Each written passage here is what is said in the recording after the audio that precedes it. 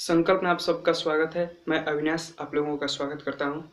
आज के अपने इस वीडियो में जो कि एक अलग टॉपिक से हिस्ट्री का है, बट उससे थोड़ा सा क्लास के टॉपिक से हटके है। आज के वीडियो में हम बेसिक तौर पर यूरोप के मानचित्र पर विचार करेंगे। आखिरकार कौन कौन से देश की स्थिति कहाँ कहाँ है, उनके भौगोलिक स्थिति के बारे में जानेंगे कि वो देश आखिर है कहाँ। क्योंकि जब तक हम मैप का अध्ययन नहीं करेंगे तब तक आगे का जो वीडियो आएगा उसमें बहुत सारे देश, अलग अलग यूरोपीय देश आएंगे।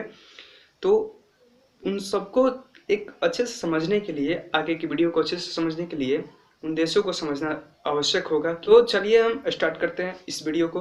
अगर आपने इस वीडियो को अभी तक लाइक नहीं किया है तो प्लीज़ लाइक कीजिए और ज़्यादा से ज़्यादा शेयर कीजिए ताकि इस वीडियो को 10th क्लास के हर स्टूडेंट तक पहुंचाया जा सके।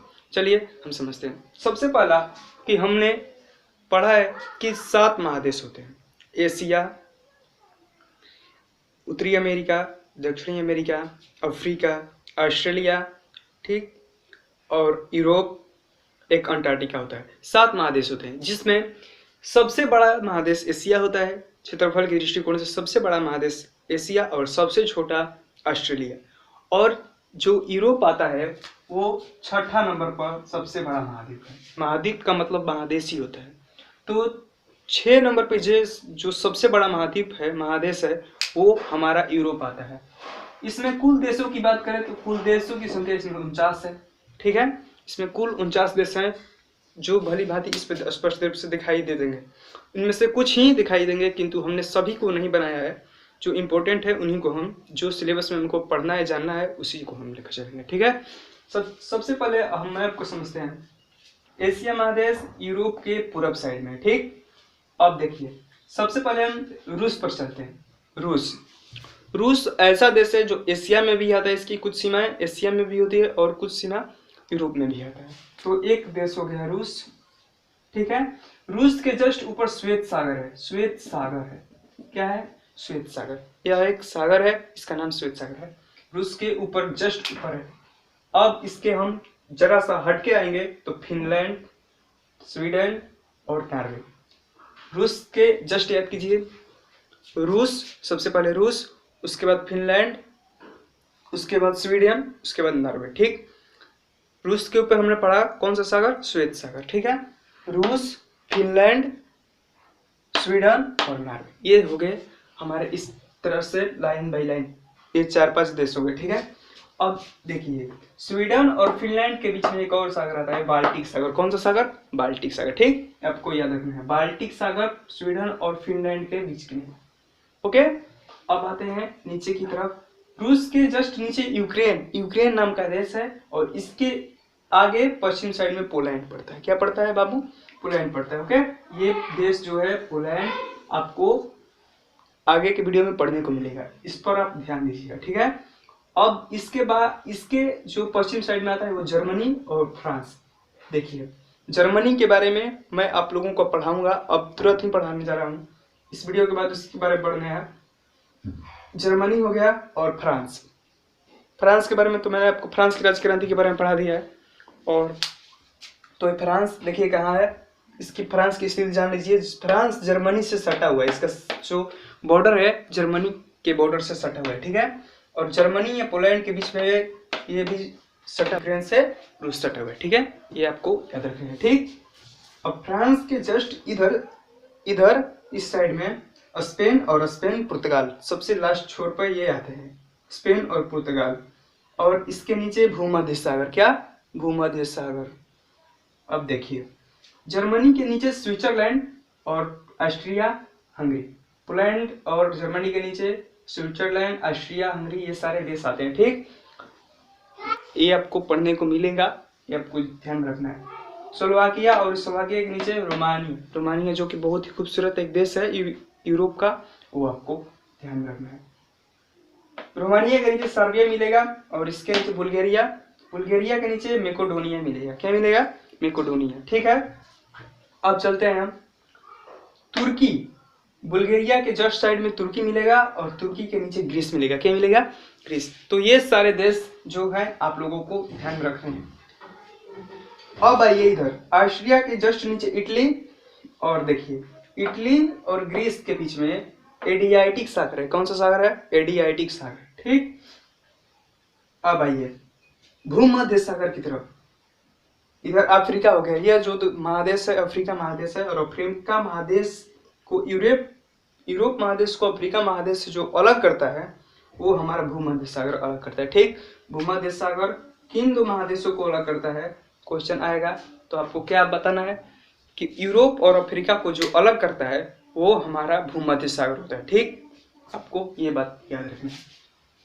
और इधर काला सागर होता है। ठीक, पूरब में काला सागर, इधर में भूमध्य सागर, दक्षिण में भूमध्य सागर, और इधर अटलांटिक महासागर। ठीक है, अब देखिए आइए इधर खुद में ब्रिटेन और आयरलैंड दो देश हैं। ब्रिटेन और आयरलैंड। देखिए फ्रांस और ब्रिटेन के बीच में, फ्रांस और ब्रिटेन, ये फ्रांस हो गया और ये ब्रिटेन हो गया। फ्रांस और ब्रिटेन के बीच में एक इंग्लिश चैनल नाम जल संधि है। किसके इंग्लिश चैनल किन दो देशों को अलग करता है? फ्रांस और ब्रिटेन के बीच में। फ्रांस और ब्रिटेन के बीच में एक जल संधि है जिसका नाम इंग्लिश चैनल है, और ये इंग्लिश चैनल नॉर्थ सी से बिस्के की खाड़ी को नॉर्थ सी को जोड़ता है। ठीक है, बिस्के की खाड़ी को नॉर्थ सी से जोड़ने वाला जल संधि, जल डमरू मध्य का क्या नाम है? तो इंग्लिश चैनल। ठीक है, ये आपको क्लियर करना है। इंग्लिश चैनल के विषय में आप थोड़ा और डीप से जानिए। इंग्लिश चैनल पार करने वाले जो प्रथम भारतीय पुरुष थे, उनका नाम था मिथिर सेन। कौन सा सेन? मिथिर सेन। मिथिर सेन जो थे वो भारतीय थे, और वो इंडियन जो पहली बार भारत की तरफ से इंग्लिश चैनल को पार किया तैर करके, वो हमारे मिथिर सेन जी को सत नमन है। और एक पुरुष ही नहीं बल्कि वहां पर एक महिला ने भी, भारतीय महिला ने भी कारनामा दिखाया। पहली बार आरती शाह नामक महिला ने वहां पर जा करके इंग्लिश चैनल को तैर करके पार किया।